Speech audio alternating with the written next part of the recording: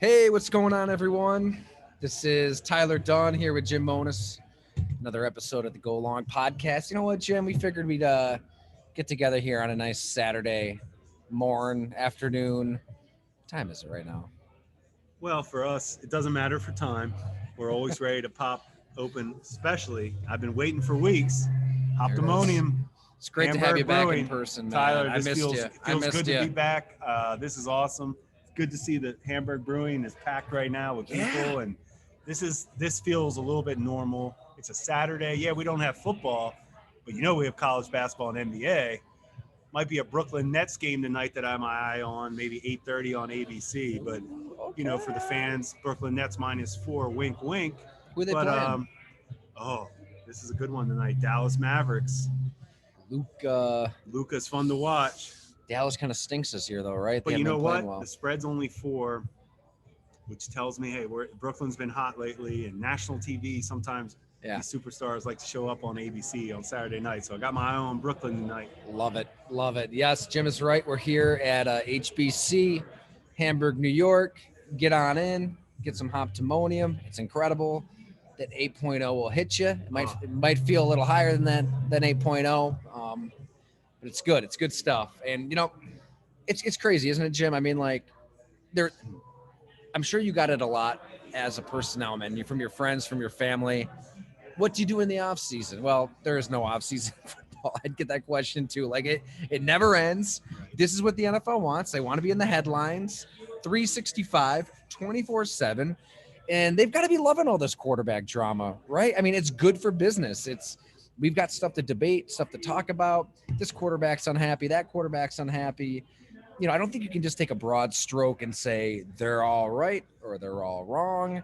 We talked about Deshaun Watson. We've talked about Carson Wentz, but now we've got to talk about Russell Wilson. And I think the segue there is what kind of made a little news in our last podcast, right, Jim? Well, what's funny, Tyler, when you think about this time of year, it's usually dominated by who ran the fastest 40, who jumped the vertical this week, because it's mostly the end of February, right? We're all at the combine. And, now that the combine has been, scaled back, no workouts, now we're talking about what franchise quarterback is trying to go to another franchise, which we've never talked about before in the offseason. And Eric Wood sparked it the other day a little bit with the whole Russell Wilson could have been a Bill. And, hey, we talked about it. Patrick Mahomes could have been a Bill. And I know it drives some people crazy, but, that is life in personnel and front offices, where how close you can be to drafting somebody, and yet you might not get the opportunity to because a team takes him before you, or you have the collisions of coaches versus scouts. Yeah. Which happens with every team. And this time of year right now, they're all going into meetings, and the front office right now, all the scouts are putting, all the GMs are putting up their initial draft boards, but the coaches haven't weighed in yet. The coaches come more a little bit late March, April.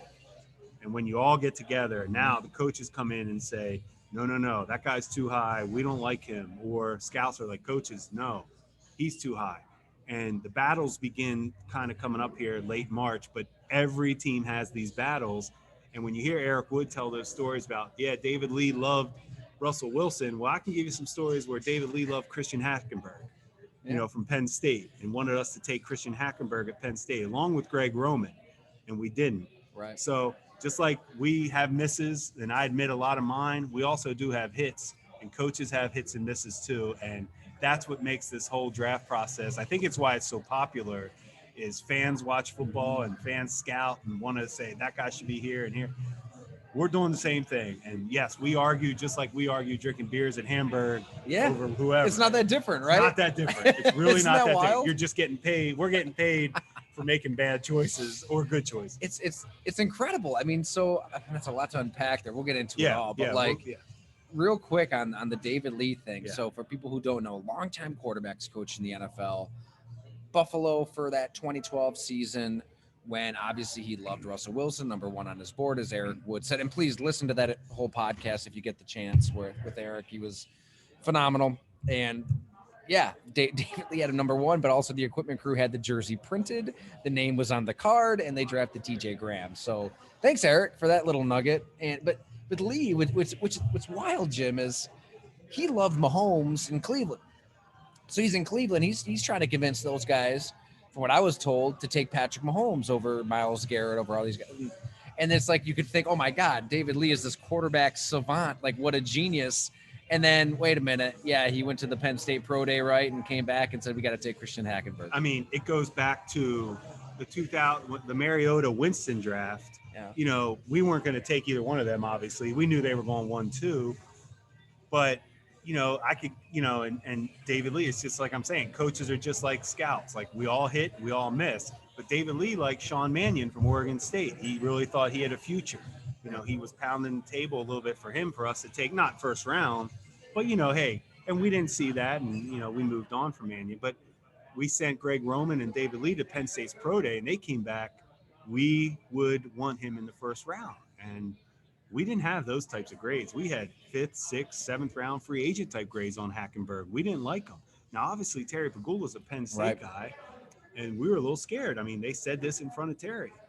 Well, Terry wasn't really buying it either. You know, Terry, you know, to Terry's credit, he said, hey, you guys don't like him. We don't need to mess with him. You know, and that's a sign of a great owner. But it just goes, the son of a Penn State fan, right? He probably saw enough, yeah. Right? And you know, somehow Hackenberg, I don't know, the whole Hackenberg's tape wasn't that good. He had a freshman year under Bill O'Brien. People keep saying, "Wow, look at his freshman year." Well, it wasn't that great. He had one good game against Wisconsin. The only reason I know this off the top of my head is because we had to beat him down a little bit because of Roman and David Lee. Loved him so much. But he had one good game against Wisconsin, and his whole career he was inaccurate, wasn't tough, wasn't a playmaker. He had a big arm. He looked the part and had a big arm, but he wasn't a great quarterback. And, real quick, Jim, I'm sorry to interrupt, but like, how does that go down then when with Roman and Lee? Like, we're physically, like, where are you guys, and how are they saying? Are they like literally banging the table, draft this guy? Yeah, they some guys will, to make it a point. It's kind of over the top. You don't have to bang the table. We get it.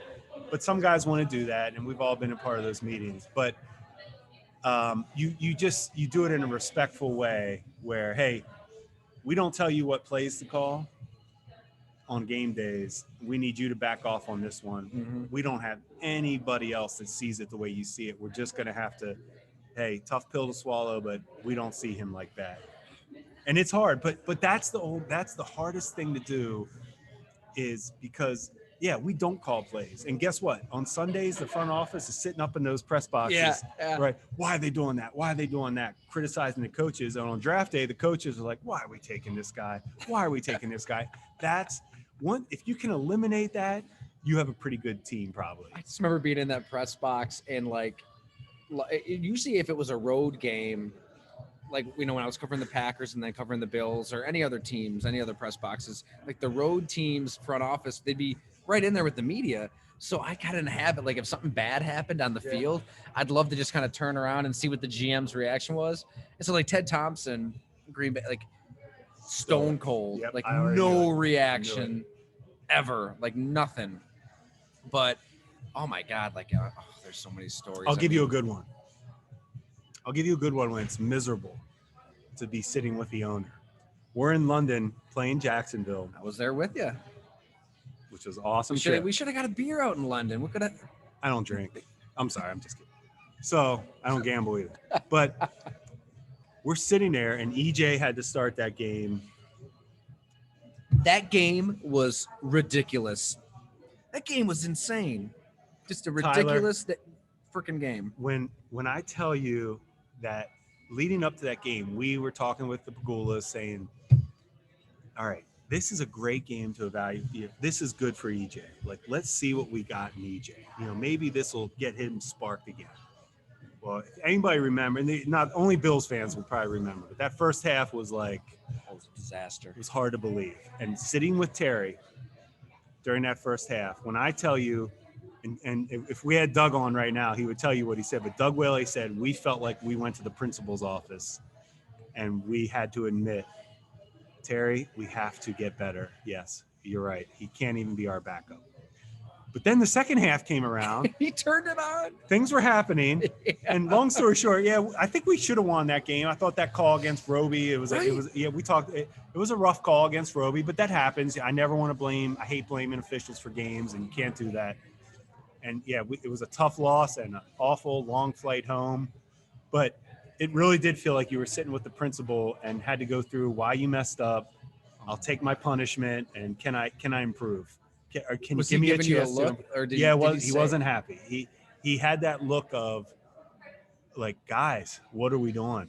How's this going to get what better? were your other? Because Tyrod was hurt. That was the You issue. didn't really have any other at the time. It options. was like, but Josh Johnson, right? no, and but well, I'm laughing because that's how it can get. It And was bad. once you realize, now you're sitting there thinking, wow, he's not even really good enough to be your backup. Like that's a hard pill to swallow. So it definitely was tough, but that's what every front office goes through when you're sitting with the owner during games. But going back to the point of coaches miss, scouts miss, GMs miss, it's why when you can see teams that stay the same and keep the GM and head coach synced up, those are the teams that they're going to have sustained success. And we talk about this with the Bills, and that's why you battle through it. And like Eric Wood said the other day, you wish you could, hey, stick with this guy for a little bit. Let's just see what happens. I wanted to get your honest reaction to that point, because I see what Eric is saying, but then I don't. It's like, are you going to stick with an EJ? Are you going to stick with a Tyrod Taylor? Like 100%, Tyler, you're right. Sean Payton, when I was scouting for the Saints, and he takes over, and first thing he does is he gets rid of, after the first year, he gets rid of Aaron Brooks, the quarterback, Joe Horn, Dante Stallworth, boom. Guys that were kind of known around, hey, these are good players, right? Not working. This isn't working. He knew what he needed. And I say that. I mean, we kind of got lucky with Breeze, but being healthy. But he knew he didn't want Brooks, knew those receivers weren't his style. Mm-hmm. Coach Payton always said, guys, I will cut a draft pick in training camp. It's okay. We don't need to hold on to him because we drafted him. And that lesson really stuck with me. And Doug said it on our happy hour. Whaley said it on happy hour when we were talking about the one thing he always respected about me was I was always willing to kind of move on from somebody. Yeah. That came from Coach Payton. Wow. Like that was in my head, and he was so right. Hey, cut bait. Hey, we messed up. Right. And I was thinking about during that London game, I remember thinking that, like, no, we got to stop. We're forcing this. We are forcing this. It's not EJ's fault. It's not our fault. EJ was trying. We were trying. It just wasn't working. I think what goes hand in hand with that too, Jim, is, and I totally agree. That's so great to hear, because I think so many front offices and GMs, it's like, it's ego. Yeah. I took this guy. We're going to make it work. I can correct this player. And maybe there is a coaching element. Like, you got to work. But if at some point you just kind of know one way or another, and with DJ, what makes it difficult is he is such a nice guy. Like, I think that enters the equation for a lot of teams. It's like, oh, but he works really, really hard, and he's I hate to say it, but it doesn't really matter. It doesn't. Like, EJ, can you play or not? EJ is probably one of my favorite people I've ever met, ever scouted. I mean, he gives you so smart. So works great so with hard. Us when he was getting criticized. He'd stand there and talk forever. EJ did everything right. Yeah. He tried and tried. And it wasn't all EJ's fault. We didn't handle EJ correctly either. Like, we didn't give him his best chance to succeed. We didn't. And whether or not that mattered, but it just wasn't working. However you figure it out, it wasn't working. And it is hard to move on when you invest in a guy. But to your point too, think about John Gruden. So he comes out on ESPN, right, before he's a head coach. Yeah. And who does he love? Nathan Peterman, who is still getting paid. It's amazing. By Vegas. Nathan Peterman. Gruden, honestly, I would love, if he had to start a game, it would be fascinating. Now, hey, we drafted Peterman. And when we took Peterman in the 5th round, whatever we took him, 6th round, we thought maybe he could develop into a backup. Well, guess what? He got thrown into the fire too quick. Couldn't play, right? Couldn't play. No. He established himself as couldn't be a starter. But Gruden knows he's on record on ESPN, and he's still paying this guy. Yeah. And I don't even know if Gruden would roll him out, if he had to as a starter. I don't know if he would do it. You know what's wild? Well, first, before I Yeah, make sorry, this point, I know no, I'm kind of this is good. Like, first, if you can, Jim, like when you took Peterman, what do you remember? Like, who was Yes. really pushing? He was for a him? guy. No, nobody. We all felt comfortable with him. Coaching Fourth staff, round. scouting, fifth. I think it was fifth. Fifth round, yeah, okay. For a guy that we thought we did spend time with him. Beat Clemson, right? Peterman has some really good qualities. Off the chart intelligence, accurate.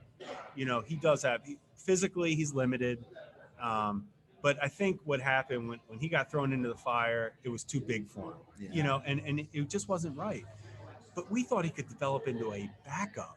We didn't see him being replacing Tyrod that first year. Like obviously Whaley and I weren't around for that, but when they made that move, when Sean put him in, from an outsider, because we were outside the building, I remember thinking to myself, wow, is Peterman really, maybe he's like just blowing people away in practice and film room, and maybe he just, just ascended quick, more, quicker than we thought. Well, he didn't. And, when Peterman, he is a little timid. He's not that alpha male that some quarterbacks are. And I just still can't believe, like, to the ego part of it, I really believe Gruden. I agree with you. I mean, I can't get Peterman out of my head. I mean, it's like I know. It's like, I mean, it's unbelievable that Sean McDermott and the Bills are where they are right now. We really thought he had another a shot to be a backup. We thought he could be a backup. But if other coaches that trot Nathan Peterman out as their starter, not just then, but he was the opening day starter the next year. I get it. They didn't want to start Josh Allen right away, but like, that's still pretty ridiculous that he was on the roster starting an NFL game after what was arguably the worst performance ever for a quarterback in the history of the sport. It's amazing that the Bills are, they're in the AFC Championship game a couple years later, and Sean McDermott's considered one of the best coaches. Like, if you hit quarterback, they hit Josh Allen, you just forget stuff like that. It's amazing. It really is. You just summed up the NFL. Yes. Whatever, and it's what I keep telling the Bills fans about this all season. Don't stress about who they lose, who they don't sign, and who they're going to, don't stress on that. You have the quarterback is in place. Totally. You got the guy. You did the hardest part. Enjoy this off season. You're going to lose. If you lose Milano, get over it quick. You're going to be okay. Yeah. That's what I'm saying. Hey, do you want to draft the best player available when you're picking later in the draft? And this is what we did in New Orleans. Don't stress. Take the best player. Don't say we need to get a tight end. We need a running back. No, you don't. You might need another corner. You might need a linebacker. You might need a pass rusher. Take the guy that you value the most when you're picking 28 or 30.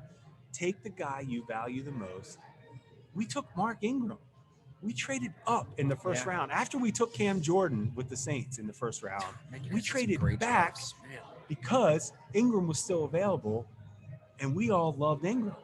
And we all were like, Coach Payton, that's what I always loved about Coach Payton. He was like, let's go. We got the quarterback. Let's go after it. This is our window. Our window is open right now. And the Bills' window is officially open. And they better go after every guy they think can help them win a Super Bowl. Let's absolutely get into that. Before I forget on Gruden, I just want to throw this in. So when I was at Bleacher Report, this would have been 2 years ago. So I think it was the first work trip I took after I married Gina, and we got a house. By the way, the same day we got our marriage certificate and closed on our house the same day, which was wild. But we get married, first trip going out to Oakland. Remember John Gruden, his first year, it was terrible. It was like a disaster. Everything's kind of falling apart. Obviously they traded Khalil Mack at the start of the year, and then he's saying we're not going to trade. Mayock's out there, right? Mayock. I think Mayock would have been out there. Or was this his first year before they got rid of McKenzie? I think McKenzie was sticking around. Was still, and did you know him from Green Bay at all? A little bit, not super well. So Bleacher Report's, I don't remember who came up with the idea, my editor or myself. I just go out there, get in the middle of all that madness and try to make sense of it. And players were saying, he told us, Amari Cooper was a part of the team. We ain't gonna trade him, and we get back to the locker room and we find out he was traded. Just walks off. It was just insane, and guys didn't know day to day if they were going to be on the team. So I'm talking to players about this. It was pretty pointed article, I guess. And my takeaway from John Gruden was he'll move on from you. Like, especially young players. Like, if you can't hang, like, if he doesn't think you can intellectually keep up with the terminology, with what he wants, see it. You're out the door. And it blows my mind that he would stick with Peterman then. Like, this is a guy that you think he would just not take a chance on in the first place, but give up on very soon, and he's still there. And maybe I'm being maybe Peterman maybe he does view him as a good backup because he does have some qualities that you could see as a backup. But Gruden's mentality, Sean Payton and John Gruden are very close. And it doesn't surprise me that they have that same mentality that, hey, bounce. So when I'm with the Saints, and this is where this story is funny with Coach Payton too, with the Saints, but we take Marcus Colston in the 7th round from Hofstra, receiver. Well, he comes in and the whole summer, mini camps, and even early in training camp, he has back issues. And this is more mini camp in June. Coach Payton's talking to all of us like, nah, we got to move. This guy isn't it. Can't run. Back hurts. Can't run routes. He's dropping balls. Like, this guy's, hey, guys, we just missed. And I think the GM said, let's go to training camp with him. He is battling a back injury. Rest is kind of history where we get into training camp and Colston feels healthy. And all of a sudden Coach Payton's like, hey, cool. Yeah. But Coach Payton was also not. He was ready to give up on him. He was ready to give up on Colston in OTAs in June. Wow. But he wasn't big enough ego where other people said, can we just give him till training camp? And Coach Payton did that. And that shows you a sign of a good leader where, hey, okay, guys, you know what? But I'll never forget everybody saying, guys, we might be getting rid of Colston. We're like, wow, that quick? Like, he really is that bad? Because sometimes scouts aren't there in June. And you're like, man, he really is that bad? But it's fascinating. It's fascinating how it works. It is. I mean, so I told you, Jim, I'll tell our listeners and readers, like, next week I'm going to fly to Miami to do a bunch of stories that go along. And there's a player that I'm hoping to get together with down there. I don't want to give too much away, but he was a player that John Gruden gave up on very, very soon. Unbelievably talented in college. And he's with a new team right now at a new position. And I'm glad that, like, you're fascinated by this, like, topic, because it does fascinate. Like, when do you throw in the towel on the guy? When do you believe in a guy? Because this is somebody that was really, really talented. So there's my tease. You got to tease in this business, and hopefully people will subscribe. We were talking about the combine a little bit earlier in Gruden. When I was an intern in Philadelphia back in like 2000, 2001, at my very second combine. You and Howie Roseman, right? Howie we're all trying to make it. Hey, have another beer there, Jim, will you? It's only 8.0. Yeah, It's not too strong. You can stay at my place in Boston if you need to. Yeah, we'll see what happens. It's early. Got a spare bedroom. It's early. I'm walking around the combine. It's my first time in Indianapolis, and you're new in the NFL. You're an intern, so you're walking around seeing all the coaches and GMs who you're like, you're kind of starstruck your first time. I really believe that when you come from college, all of a sudden you're around these guys and you're a little starstruck at first. So I remember walking by, Indianapolis, anybody that's been there knows it's all restaurant row everywhere, right? And I remember seeing Gruden. I walked into a Hooters. I didn't really want to go there, but just sauntering on into Hooters. I was forced to go in there with some friends. Forced. And I see John Gruden in there with a table, and he's running shop. And I'm thinking, why is a head coach of an NFL team sitting at Hooters? And I was kind of done with him at that point. It's very odd. I was like, you're better than this. Like, I don't think their wings are that good. I'd rather have wings from I just don't like Hooters. But I'm like, why is a head coach, John Gruden, at Hooters? But then I see the commercials.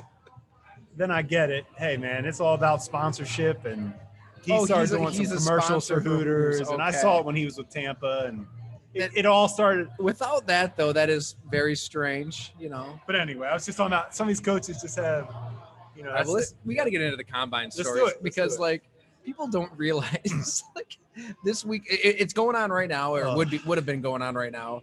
Obviously, with Corona, it's not.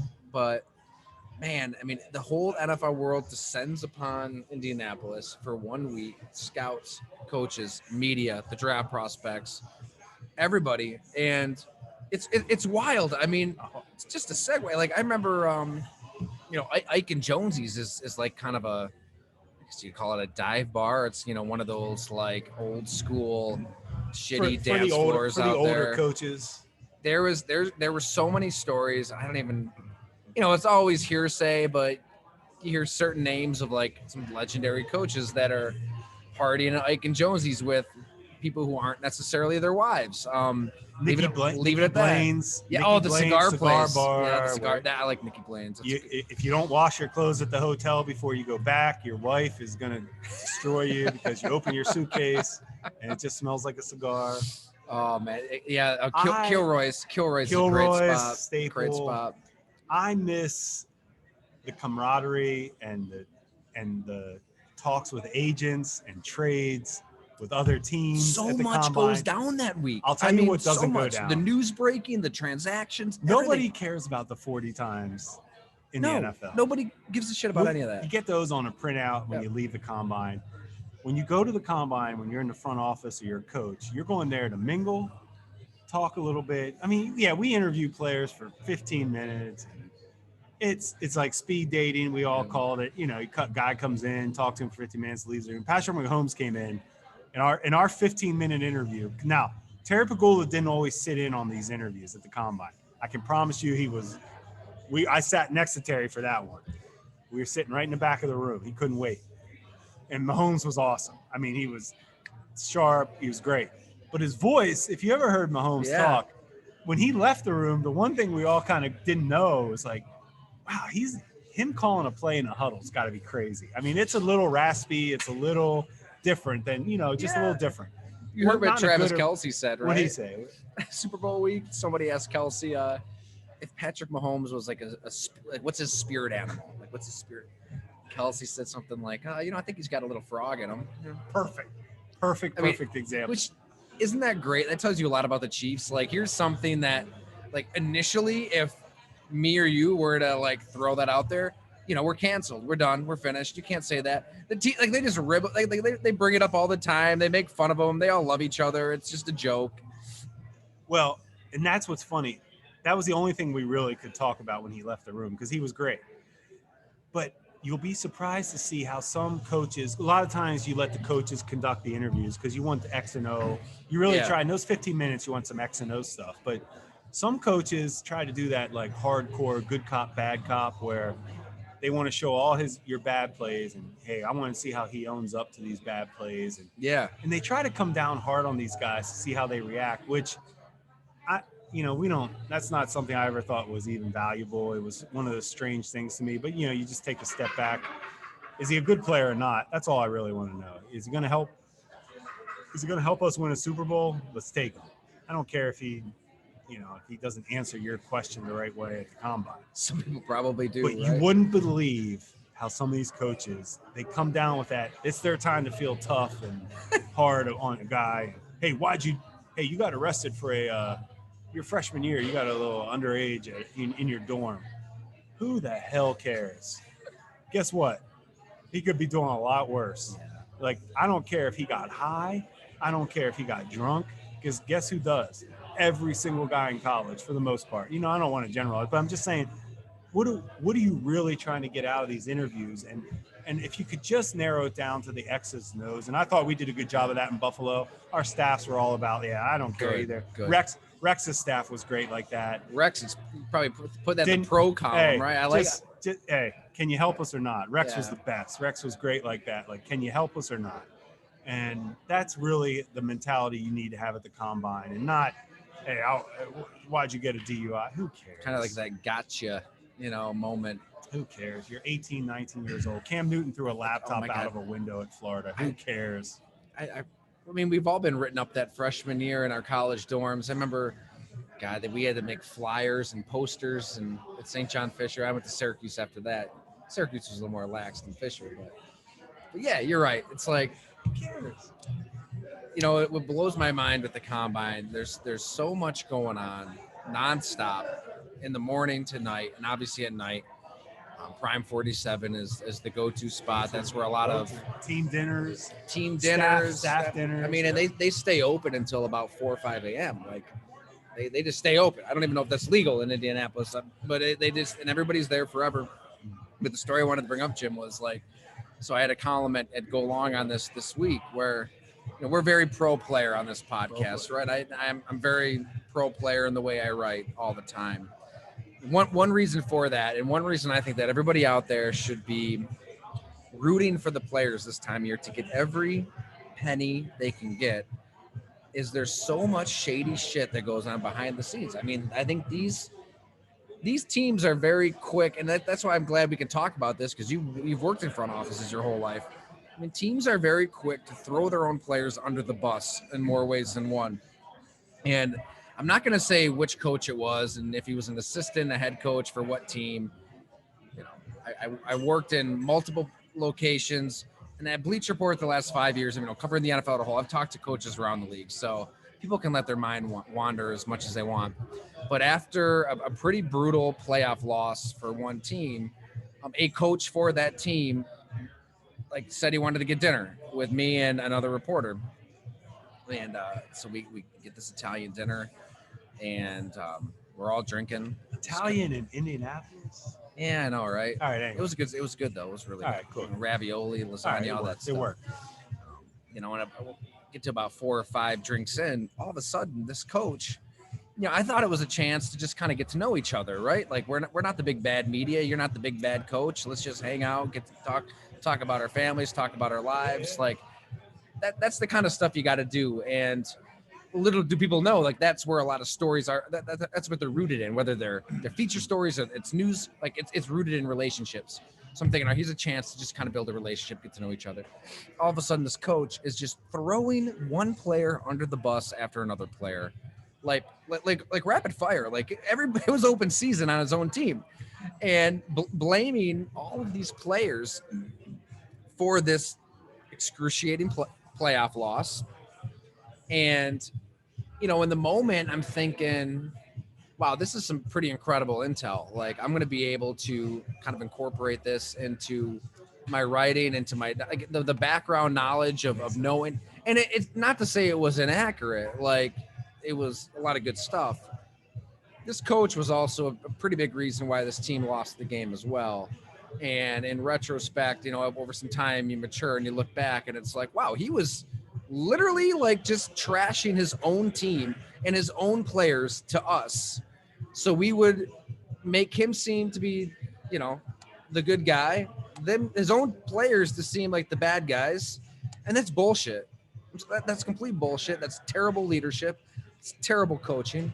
You can't preach what you're preaching and then do this shit behind the scenes. So yeah, get your money, guys, this year. I hope players get as much money as they can. Always for the players. And when we hired Sean McDermott, and that first year, obviously, we go to the combine. Sean, we pretty much were saying, let's stick with Tyrod Taylor. He's going to be our quarterback moving forward. Let's have a good year. We felt like there was enough talent in place. Sean was right on this, where this team wasn't, we weren't a bad team. We were close. Let's stick with Tyrod. We had some good vets. Sean felt like, and he was right, because they made the playoffs that year. And we wanted to stick with Tyrod. Well, yeah, we want to stick with Tyrod, but that whole combine, the whole 2017 combine, I promise you, I was meeting with Denver every single day. Jim, that's tampering. You can't do that. Well, I was talking to a friend in Denver that worked for Denver. Another just archaic NFL thing that's ridiculous, right? We were working out a possible trade scenario for Tyrod with Denver. And it didn't come out. We didn't get what we want. That we were trying to, hey, this is what we want. They want, blah, blah, blah. It never came forward, and the rest is history. But that's what goes on at the combine. Mm-hmm. Yes, you're trying to work deals. You are trying to figure out at that point, you're meeting with agents, and what the agents, what guys want. You might have to move on from them. What guys aren't happy. And there's so much of that goes on at the combine. Everybody knows it in the NFL. Anybody that works in it, we all know that's what's going on. But the last thing you worry about is a 40 time. I really, it's amazing that this combine, the NFL Network has made a, unbelievable fortune off of televising it. I can't think of anything worse on TV. I mean, that's where the NFL Network. I guess you got to give them credit, right? Like they've convinced they realize the it's country, year-round. right? That plays into being in the headlines year round. Like if you can, get these players in spandex running around, jumping around, doing all this stuff, and put it on TV, and people are going to watch and make money off it. Hey, capitalism, baby! I'm all for it. Trust me, but it's not that important. It really isn't. What's more important is all of this stuff behind the scenes that goes down. God, I can still remember a conversation, Jim, that I had. I love this guy, so I'm not going to say his name because, I definitely want to have more conversations like this with him. Former player, scout for a team. We had drinks a few combines ago at a bar. Highsmith's a good guy, Tyler. I like him too. It's not him. He's not. You know what? He's actually not a scout anymore. He got out of the business. But we were at a bar just talking about like the Illuminati, and like other dimensions and all this crazy stuff. Like, he had me believing like Cardi B was part of the Illuminati by the end of the conversation. Like he's pulling up stuff on YouTube and like this Bob Dylan interview that I don't know if you've seen this. Like it's on YouTube. I guess Bob Dylan gave an interview, and if you watch it, like he did he sell his soul to the devil? He may have sold his soul to the devil to be this good in music. So good. The most fascinating conversation I've had with anybody in my life, and he had me believing half the stuff. It was unbelievable. So, man, I do miss that this year. You never know who you're going to talk to and what you're going to talk about, and trades are going down. All kinds of stuff's going down. So I miss it too. And then I used to call the combine would end on a Monday afternoon or a Tuesday. I'd always get out of there like on Saturday, but I think it went through Tuesday. And I would always tell everybody, you would see all the scouts on their laptops at the airport, flying back home. I said that was your national change your grade day, because every scout was like, okay, I had him in the second round. He ran a 4.8.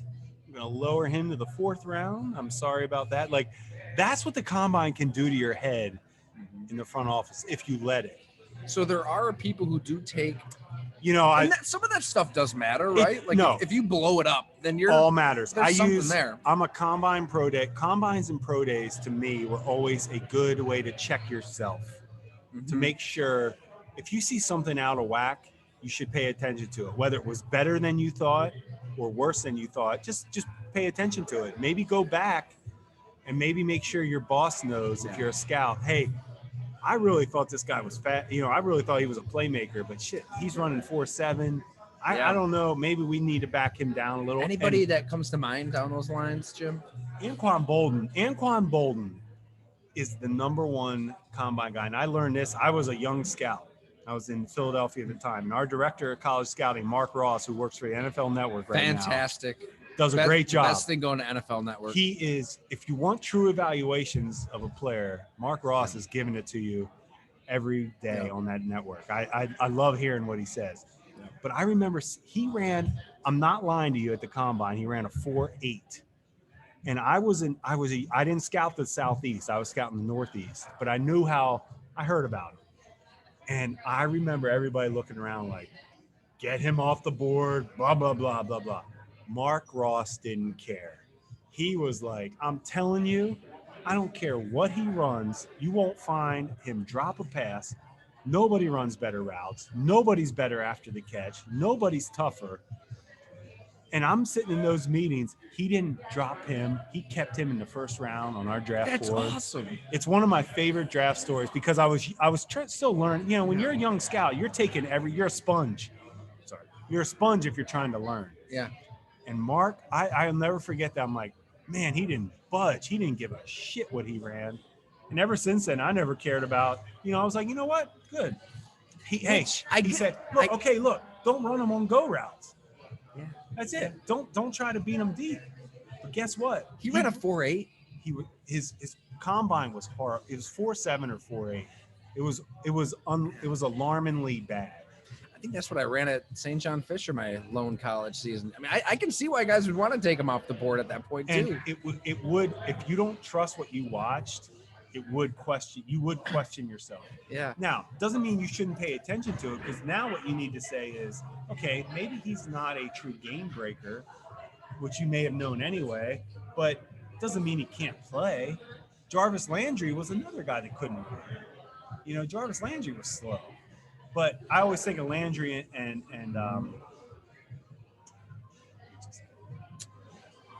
who's that? guy we just talked. Landry and Bolden. Sorry. Landry and Bolden are the two examples I always think of as they're off the charts, damn good receivers that can't run. Yeah. It's okay.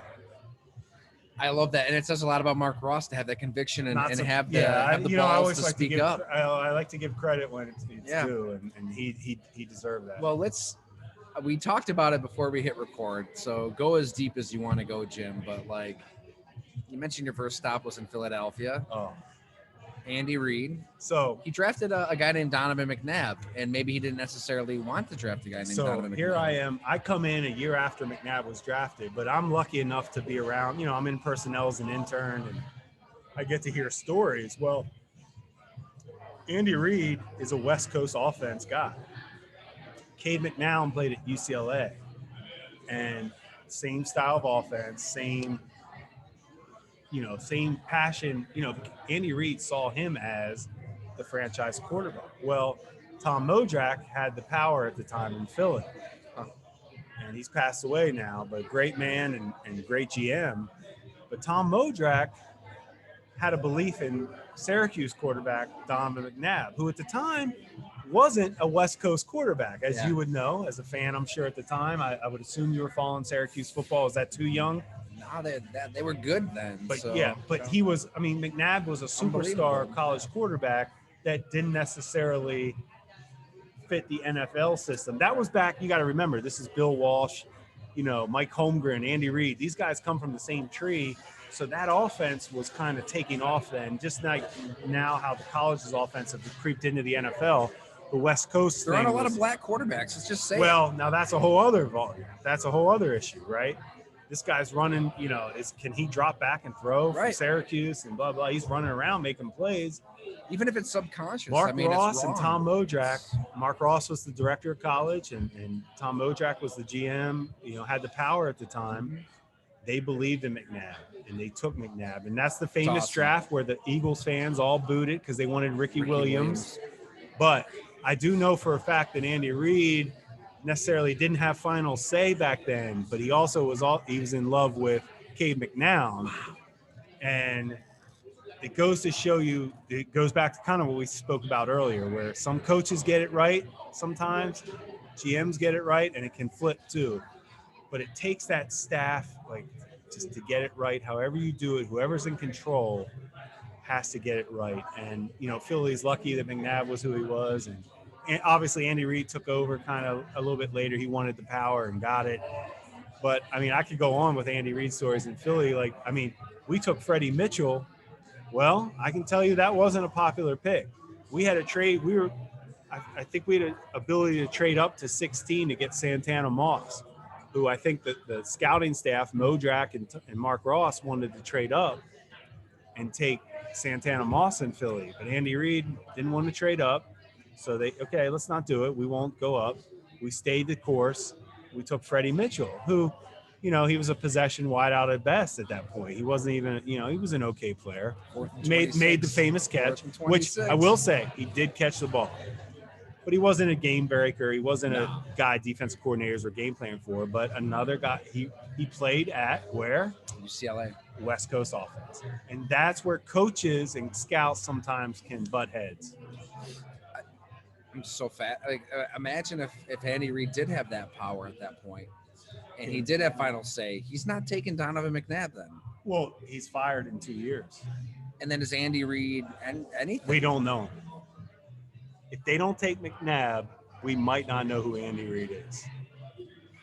And Doug Peterson was the starting quarterback when Donovan McNabb was learning. That's right. How great is that? That's right. God, it's unbelievable.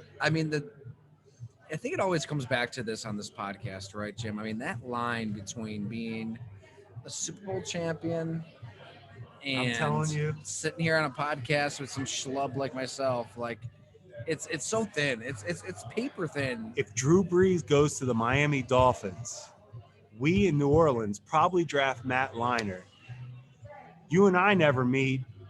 Yeah. And no, I'm out of a job in 2 years. Right. That's how close. Like Brees picked us over Miami.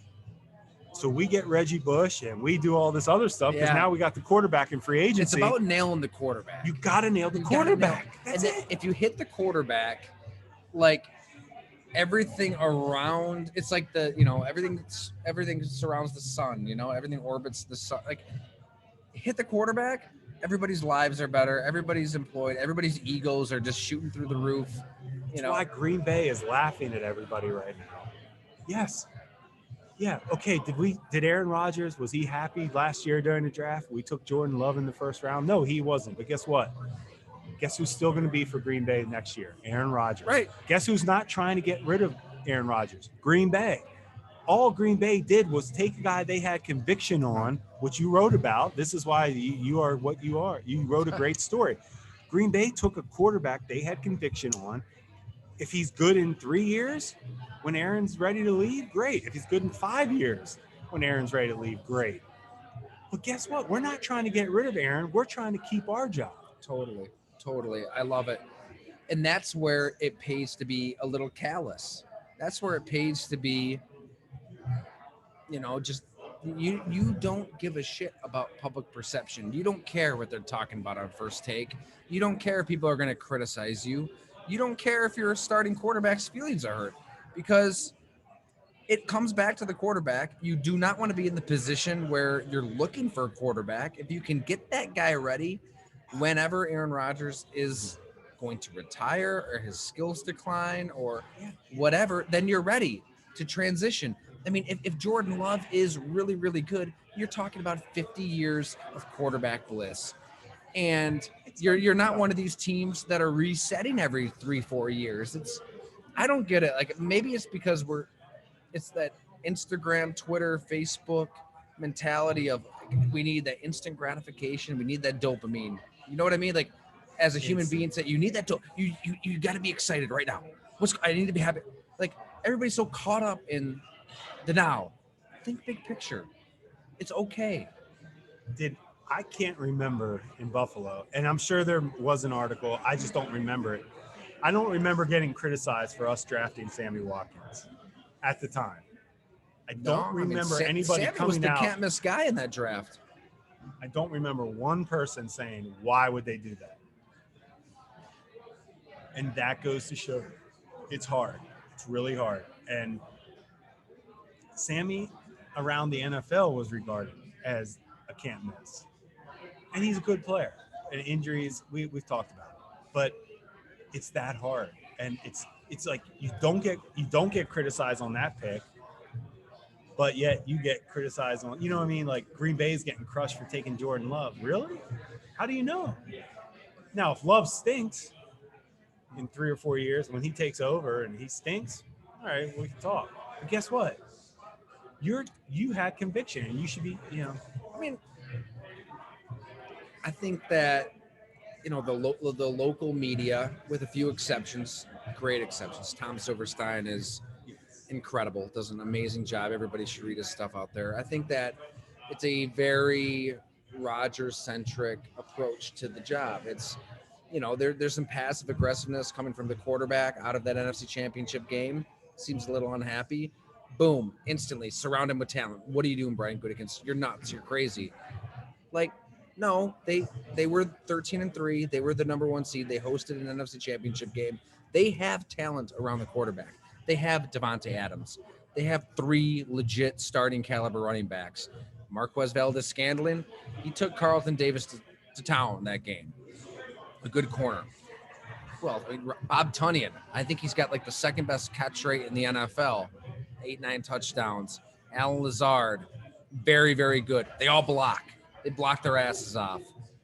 Speaks to Matt LaFleur and his coaching. It's like, I get it. Like, there's that propensity to try to say, "Oh my God, why are they doing this to Aaron Rodgers again?" Like, no, there's talent there, and they've done a good job around him, and they could afford to draft a quarterback because the quarterback position means more than anything else in the game. So Bills fans, we're constantly talking about Bills off season, right? What are they going to do? Running back, tight end, blah, blah, blah. You know what they need? You know what they really should go after? Or go get a backup quarterback that's a baller. Go get Teddy Bridgewater. Because guess what? You have a squad right now. You have a team. Matt Barkley stinks. I'll say it. I don't think he's good enough. I don't like him. I don't think he's good enough. I think he's had opportunities. I think he's proven on tape he's not going to get you to the Super Bowl. Here's the whole thing with backup quarterbacks. Okay, if the starter goes down, can we go 500 with the backup? I don't think you can go 500 with Matt Barkley. I don't see it. Go get a Teddy Bridgewater. The Bills fans would flip out probably. I don't want to say that, but maybe. But that's where you shouldn't care about that, right? That's what you need. That you shouldn't care about the backlash. No, Who cares? You have a squad, and I would love to see the Bills really focus on. If Josh goes down, if Josh Allen goes down, can we keep this train running? And Bridgewater, I don't know if you could find a better guy that. Obviously, he really doesn't even lose. Right. Now, is he good enough to be your starter and win a Super Bowl? I don't think so. So what's that mean? Ideal backup. Go get Teddy Bridgewater. Go sign him. Overpay for him. Because that gives you, if Josh does go down, you have a shot. Totally. I love that. I don't know. That's just my way of thinking. Nobody talks about it. But Matt Barkley, I'm sorry. No, there's dime a nothing dozen, man. Nothing. I mean, and it happens too. I think there's another effect that you'd have. Say they do pay up for Teddy Bridgewater, and some of the money they could use for whatever, right? Whoever. Right. Like they pay, to get a premium backup quarterback. Well, then you're not that worried about your play calling with Josh Allen, right? It's like, okay, you've got this crazy athleticism, you've got this ability, use it. We're not going to have that little part in our brain that's just kind of sitting back there like a tumor. Maybe you shouldn't call that play because you don't want him to get hurt and start back. That's gone because you got Teddy Bridgewater. So there is another effect. I mean, I remember in Green Bay, Aaron Rodgers goes down, Seneca Wallace comes in, Scott Tolzien comes in, Matt Flynn comes in. I mean, the season went down the drain. Now I think Mike McCarthy probably had something to do with it, and the coaching was poor, the defense wasn't that great, all of that, but it pays. I think you're right. That's a really good point. I just think it's something you shouldn't just pass it off. Like, I really think, and maybe Bridgewater's the wrong guy because maybe he's too much, but find a guy you believe in to be your backup. And I think you're kidding yourself with Barkley. I mean, I know he does things. I just don't see it with him. I don't see them continuing. Hey, what's going to happen with Russell Wilson before we sign off? I can't wait. I think he stays in Seattle. Do you really? I do. Just all much to do about nothing? I do. If I was Seattle, though, go ahead and look, what do we always talk about? Pro player? Yeah. I'm sorry, but I'm not leaving Russell yet. I mean, I don't know if he's necessarily in the right in this situation. Well, that might be. Now this is what I'm saying. Is this a Pete Carroll issue? Yeah. And a coaching issue, or Russell Wilson isn't the issue in Seattle? That's true. Come on. I mean, you got DK Metcalf, though. You've got Tyler Lockett. Yeah, so let's go. Let's figure it out. Like, this is on you, Pete Carroll. Like, we should be winning with this guy. Or John Schneider as the GM. Protect him. Draft some O-line. Do you think that's why he's unhappy? Just the offensive line? Definitely is. Yeah. Definitely is. And there's no question. Just like Deshaun, he's like, look, you guys are bailing me. You guys are selling me out. Like, Houston, Seattle. We talked about this. Carson Wentz. No. You did the hard part. You have the right guy. Build around them and look at those people in charge of them. Don't get rid of the quarterback. I'll just say this though, Jim. I mean, the way Russell Wilson leaked that out. I mean, give me a break. Like, either ask for a trade or don't. Like, the report from Adam Schefter. Couldn't break up with the girl. Couldn't break up with her. I mean, I can't even take credit for this. This is the perfect analogy. Somebody tweeted at me and said it's basically like somebody saying, I'm happily married, but, if I were to get a divorce, I mean, here are the 4 woman that I would like to remarry. I couldn't agree with you It's more. like, give me I a hate freaking break, the way Russ. Come on. I hate. Like, here are the 4 teams I'd go to, but I'm not asking for. So then take it to this step. So they say, they're saying now Russell Wilson wants to maybe after he's done with football get into ownership. Well, what did they show during the Super Bowl? Russell and his wife Sierra, who used to be married to 50 Cent. Yeah. Oh, no, not 50, Future, right? So Sierra, so his wife is with Sierra from Atlanta, right? Who has a kid with Future. Well, Future and Russell Wilson aren't hanging, okay? When Russell would go to Atlanta after all this went down to play games, the Falcons would play all Future songs during pregame warmup, okay? Right. So Sierra's confused. All right, a little confused. She wants Future. She wants Russell. All right, whatever. But what I'm saying is, I'd go with a country music singer. That's your style. I'm into that. I know the rap game a little bit. Okay. I love Future. I do love Future. Okay. What I'm saying is, Sierra's confused. She can't tell. Do I want the rapper? Or do I want the nice clean cut? She goes clean cut Russell now. So clean cut Russell at the Super Bowl is meeting with Roger Goodell, right? What do we see on TV? I see Roger Goodell, Russell Wilson, and Sierra having a conversation. And I start shaking my head. I know what that conversation was about. Hey, when my playing days are over, Roger, I want to be an owner. How? Yeah. How do I? That in my mind. That's what was going on. Well, that's my thinking. I might be way off. I like it. But I'm just saying, these guys, man, these quarterbacks, or Peyton Manning, these guys have it. Drew Brees did this in New Orleans, where when his contract in like 2011 or 12, I can't remember when he was up. But this is when Brees, they were saying, hey, we saved the city. We saved New Orleans. Yeah. Like, they're trying to say, look, and Russell Wilson's trying to say, look, I made this franchise. I'm making Seattle. And to a point, they're right. Because quarterback is the most important position. I know. But don't think these guys aren't always thinking about their future and what they can, obviously do once they're done playing. And Russell, to me, is always thinking next step a little bit. I think he stays in Seattle. You're right. I think he stays. I don't think Deshaun stays. God, that's going to be wild. You know better than I do. But, man, there doesn't seem to be any type of budging on Deshaun's part. There's not. I mean, I know people in his inner circle, and he is absolutely dug in. He's not going to budge. I mean, we can debate the merits of it and everything. We'll kind of know where I stand, but like, he feels lied to. He feels like they told him. It starts with ownership. It's not Caserio. It's not Culley. It's ownership. 100%, Tyler. Best point that you could make to the fans. It starts with ownership. Like,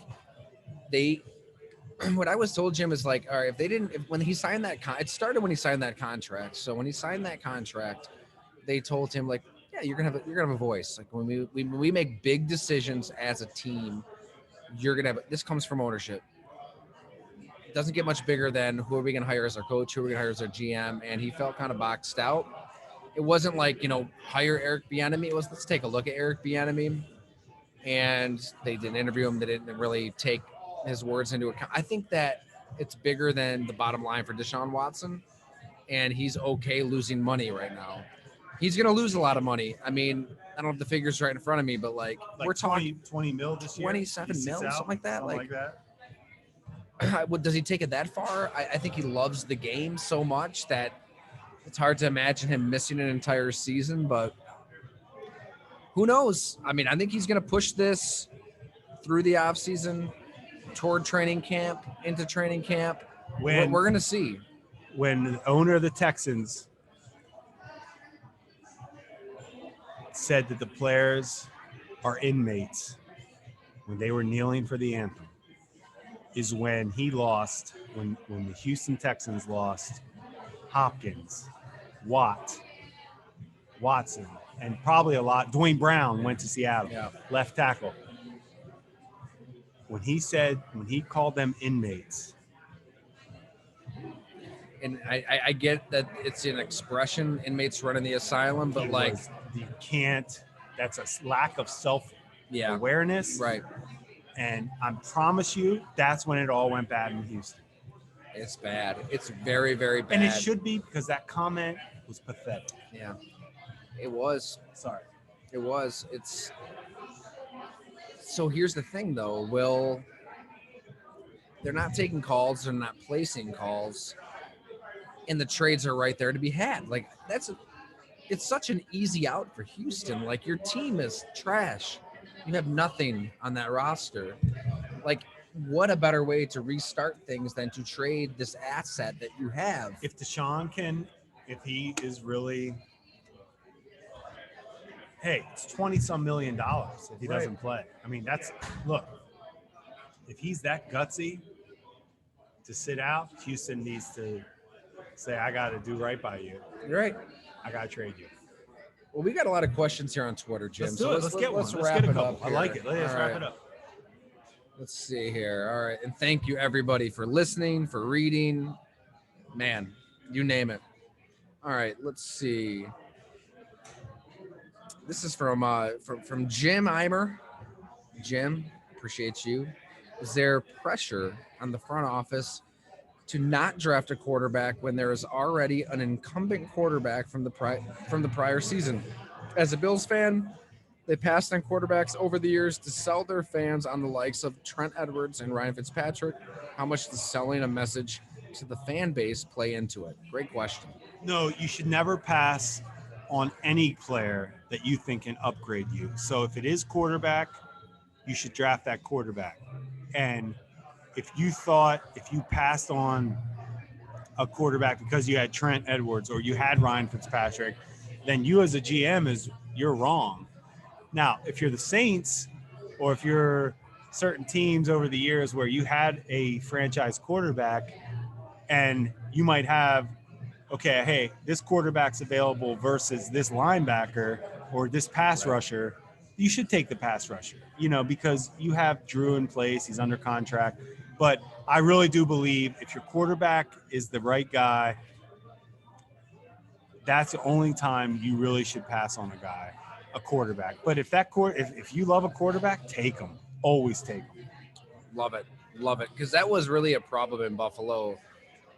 But prior to they'd sell themselves on JP Losman, sell themselves on Trent Edwards. And it fits. Honestly, let's talk. I mean, it's that simple. They were wrong, and they all lost their jobs for it. Yep. Or they, it all. And Buddy Nix retired after he drafted EJ. Poor Buddy. But hey, Edwards, Fitzpatrick, EJ, you're not winning a Super Bowl with those guys. And that. Would you say that's one of your biggest regrets, Jim? With EJ, you came in and you had a grade on EJ. You knew what he was. Doug knew what he was. He told me he would have been a great third-round pick, backup quarterback. Tyler. And that when people hear your names, it's like EJ. So I will no. First, to answer your question, zero regrets. The experience with Buffalo was the greatest experience I've ever had in my life. Sticking with EJ. Sticking with him, we didn't really stick with him. That's true. Yeah. Now what we did was try to build around him. That was wrong. But kind of a mini stick, an initial stick of sorts. It was, for sure. Hey, let's build around EJ. And we were wrong on that. Yeah. But as far as hey, they took EJ, let's give EJ his best chance to succeed, and we tried. Appreciate the honesty, man. All right, this is from Barry. He's a family member of sorts, by the way. All right, I like this. Great dude, great wedding, great reception out in Rhode Island. Ooh. Oh my God, it was a fun time. Gina's cousin here. He asks, who the hell is going to be under center for the Patriots? Please tell me there's a better rumor than a Cam Newton return. Who do you think is going to be the quarterback for the New England Patriots? I'd be shocked if it's Cam Newton. And I can't wait, because here's what I'm going to tell you. I have zero clue. But I can't wait to see who it is, because I think Belichick is coming full force. I think he's got a guy that he's going to want to get, whether it's draft or free agency or trade, that is going to be fun to watch. But it will not be – I can't imagine it's Cam Newton. In my personal opinion, and Cam Newton's one of my all-time favorite players I've ever scouted. He is done. He is. And I love him. We talked about it. I know, and I Eight love passing touchdowns in a season. Love Cam Newton, but he's not Cam anymore. This is just a total guess. Mitch Trubisky, New England Patriots starting quarterback, 2021. 8-8, and find your next guy. Yeah, you don't talk about Mitch like that on this. We're a Mitch I love Trubisky. We're a Mitch friendly podcast, Jim. Love him. Mark David, given. By the way, Mark David. Oh, he's family member. He's incredible. Great dude. Loyal listener. We appreciate your patronage, Mark. Given the Bills' current cap situation and the roster, is signing a 32-year-old J.J. Watt to $15 million a year worth it? If not, what's the highest you'd pay for Watt annually, given the current situation? I will say that number that was floated out there, 15 to 16 mil a year, this is just my personal belief. I believe it's agent driven. I think it's Tom Condon trying to drive the price up, talking to somebody that works for a team in the Watt sweepstakes. I think they're really doing everything they can to drive his price up. I think that the contenders that are in on this, Bills, Packers, Browns, name your team, I think they're holding firm right now. I think that's why nothing's happened. I think they see a 32-year-old that, hasn't played past 8 games in 3 of the last 5 years, and they want to use him as maybe a vet specialist, maybe, not 70 snaps a game at this point.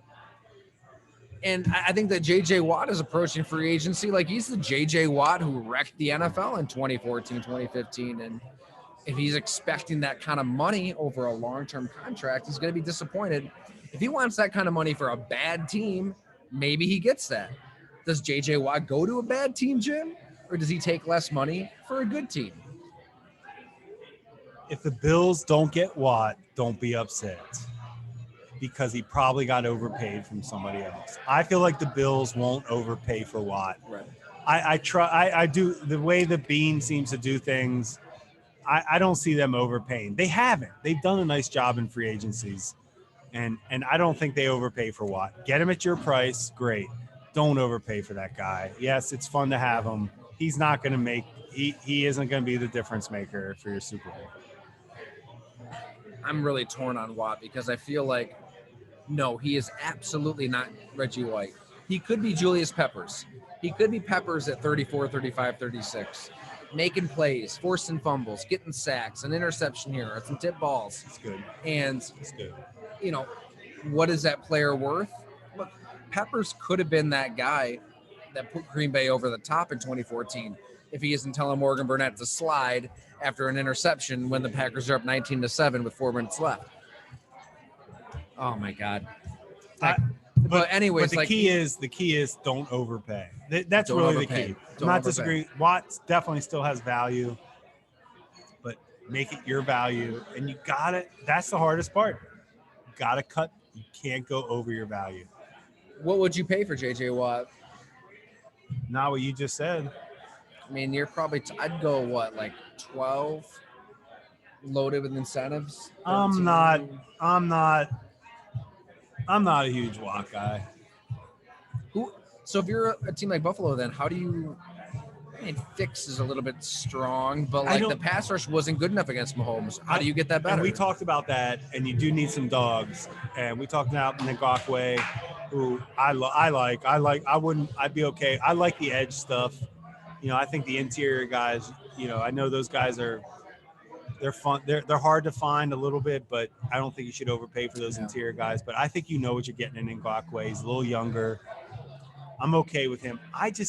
His injury history, Watt's injury history and age, I don't overpay for those guys. I couldn't personally do that. I'm also sitting at Hamburg Brewery without a job. So I don't want to sit there and say I know everything. I'm just saying I personally wouldn't overpay for Watt. I agree. I would go Ngakwe. I'd go Bud Dupree. I'd go with one of these younger guys with some pop off the edge. Yeah. Even if it's an extra 4 or 5 mil a year. Cool. Yeah. You get that 4 or 5 mil by letting go of Jefferson and you're fine. Those guys, honestly. Addison. Yeah. they just got to draft better, you know. All right, Matthew Zelmer, Matt, good to see you, man. You're a loyal subscriber. We can't thank you enough. We missed you on the last Zoom happy hour, though. Hopefully, you'll be on there next week. Russell Wilson to the Cowboys or not? Awesome question. And we kind of talked about this earlier. I don't actually think, and I love Russell Wilson, but I also love Dak Prescott. I don't think that is a significant upgrade. I think you're talking about franchise versus franchise. Totally. I would keep Dak. I really would. The team loves him. He knows those guys. He's invested. I would keep Dak. I'm not sure when exactly to run this story, Jim, but I've talked to people on the inside of the Jerry Jones Dallas machine and how they conduct business when it comes to these matters. It's less than ideal, to say the least. It might be time for that, given the quarterback situation there in Dallas. It will blow some people's minds, I think. As in Jerry. I think just the structure of everything, not necessarily. Is it Jerry or Steve? I think it's both. Right. I think it's not normal of a It's setup. not Mike McCarthy. It's not a normal setup. No, it's not. It's not. All right, let's just get to a couple more here. David Ward. This kind of gets to your point earlier, Jim. He says he'd like to trade for Gardner Minshew. Yes. He says he'd be a great backup on a rookie contract. Love that. David also says, of course, it would have to be for a later round draft choice, but if Josh Allen is out for an extended period of time, it'd be a great pickup. What do you think? I'm sure Jacksonville would take calls. I mean, is David Ward sitting here with us right now drinking beers? Because I just pulled this up, and that's a fantastic question from David. Thank you. 100%. That's what I'm talking about. I said Teddy Bridgewater earlier, but that was my point. A capable backup. Minshew is a ideal number 2. Go get him. Yep. He actually has that same kind of country mentality that Josh Allen has. Yeah. I picture those two in the film room, loving each other, hanging out. Love that. Minshew would be ideal. Love it. Fantastic question. I can't thank everybody enough for listening, for reading, for consuming our content wherever, however. Hopefully you're able to get on down here to Hamburg Brewing. I mean, we are looking down right now, and it is packed. It's great. It's great to see just people out drinking beers, eating food, having a good time. Hopefully we'll see you all in the flesh here soon. This off season, I mean, I think things are getting better, Jim. I think people are slowly able to kind of re-assimilate into a society that we knew prior to coronavirus, and we want to meet you. We want to hang out. We want to drink some beers. That's all we really want to do. Give us questions. Let's drink. Let's talk. Hey, we're all trying to do our best guesses, but it's fun. Definitely. Well, hey, thanks so much, everybody. This was a lot of fun. Be sure to hit us up on Twitter. I'm at Ty Dunn. Jim, what's your Twitter? Jim Monas42. That's right? it. All right. Hit Jim up too. And we'll catch you very, very soon. Thank you.